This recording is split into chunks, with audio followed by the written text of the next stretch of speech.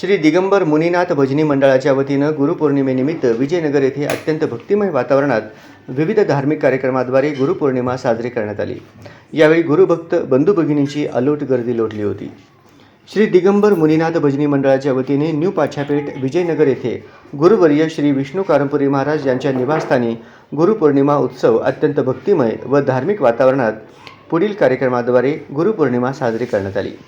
प्रारंभी सकाळी 9 वाजता गुरुपताका झेंडावंदन, 10 वाजता श्री गणेश पूजन, 11 ते 12 श्री सद्गुरू पीठासन महापूजा आणि 1 ते 3 वाजेपर्यंत महाप्रसाद वाटप अशा विविध धार्मिक व सामाजिक कार्यक्रम करण्यात आलेल्या गुरुपूजन कार्यक्रमास हजारो भाविक भक्त सहभाग नोंदवून श्रवणाचा व महाप्रसादाचा लाभ घेतला।